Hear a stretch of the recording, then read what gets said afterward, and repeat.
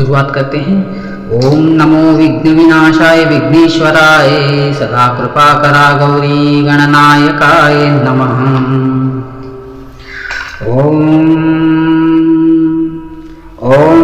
नमो नागेश्वरी नमः। ओम नमो नागकन्याय नमः। ओम नमो नागभगिन्ये नमः। ओम नमो नागशक्त्यै नमः।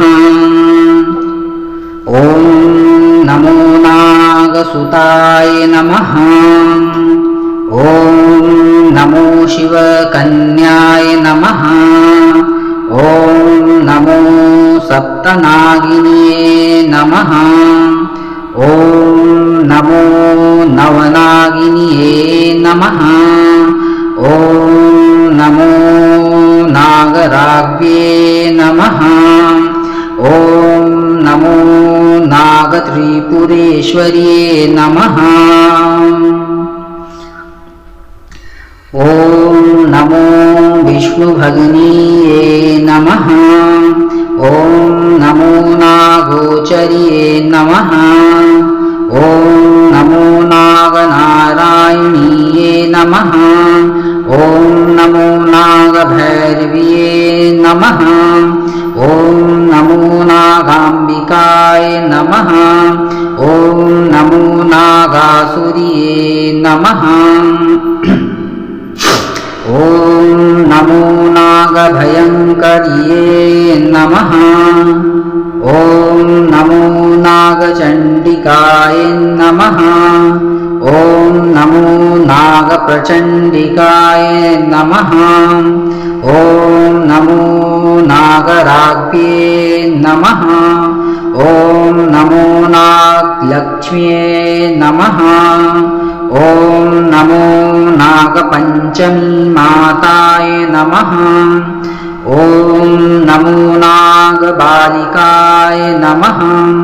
ओम नमो नागरूपिण्ये नमः।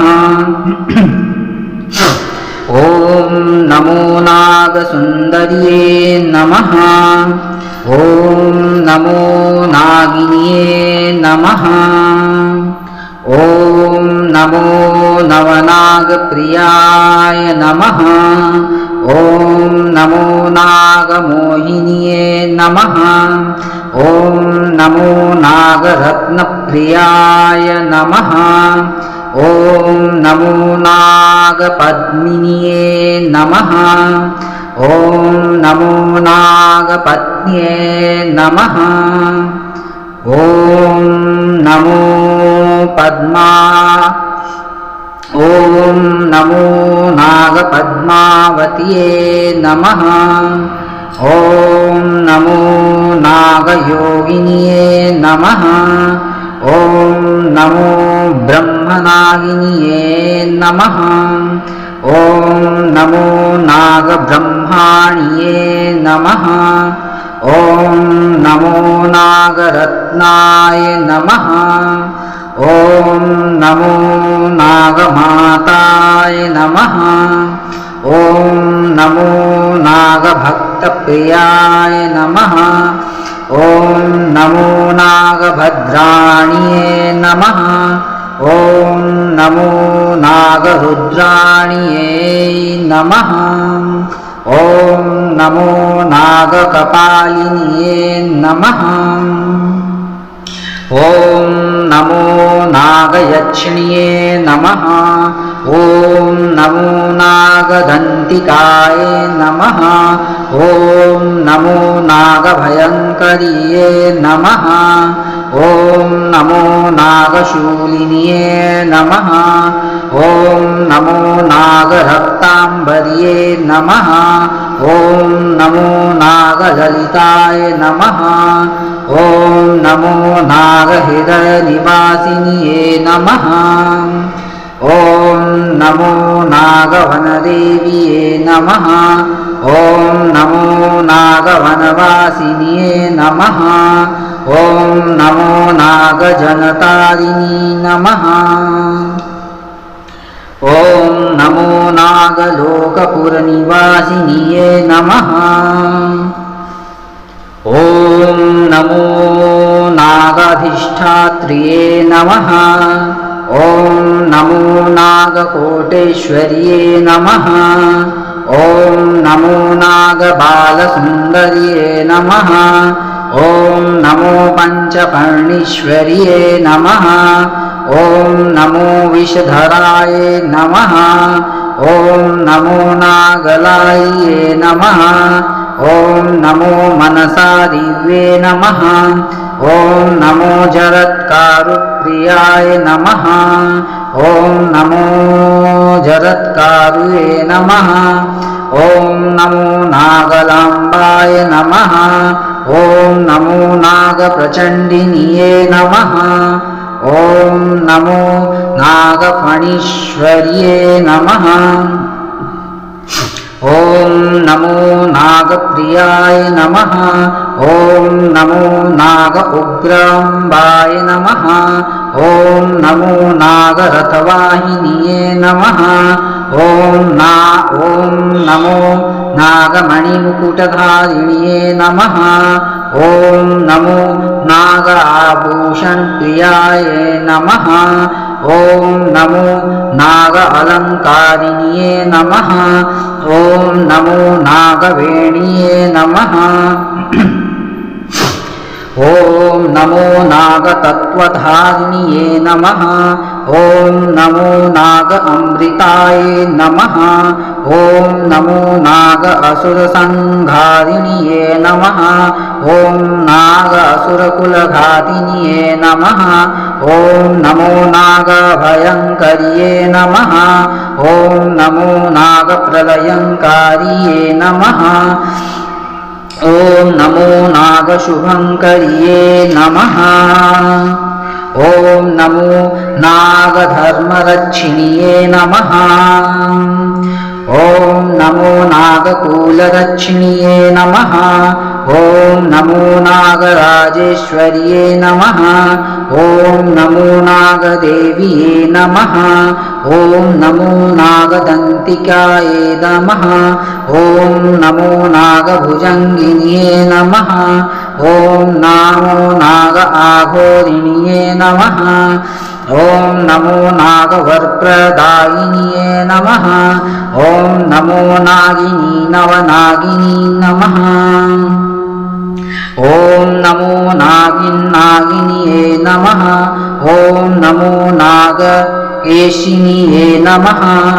ॐ नमो नागतन्त्राण्ये नमः। ॐ नमो नागनीलनेत्रिण्ये नमः। ॐ नमो नागिन्ये नमः। ॐ नमो नागजनन्ये नमः। ॐ नमो नागराजप्रवन्दिताय नमः। ॐ नमो नागेश्वरे नमः। ॐ नमो नागरे नमः। ॐ नमो नागात्मजाय नमः। ॐ नमो नागाधिराजतनयाय नमः। ॐ नमो नागराजप्रपूजिताय नमः। ॐ नमो नागाम्बाय नमः। ॐ नमो नागवज्राण्ये नमः। ॐ नमो नागवज्रधारिण्ये नमः। ॐ नमो नागोत्रे नमः। ॐ नमो नागमन्त्रिण्ये नमः। ॐ नमो नागतन्त्रिण्ये नमः। ॐ नमो नागभुवनेश्वर्ये नमः। ॐ नमो नागवाराह्ये नमः। ॐ नमो नागशूलिन्ये नमः। ॐ नमो नमः शिवाय शिव शिव शंभो शंकरा महारुद्र भयंकरा कैलास गिरिवासाय शंभो करुणाकरा नागेंद्रनाथाय नागाभूषण प्रियाय कैलास गिरिवासाय शंभो वर्णानिधाय सदा कृपाकरा सदा भक्तवत्सलां भक्तानां भयनाशकरं महाभूतनाथ भवानी भजाम्यहम् अत्र तत्र सर्वत्र नागेश्वरी नागभयंकरी देवी प्रलयंकरी करुणा करो श्रीदेवी नागेश्वरी नमाम्यहम्।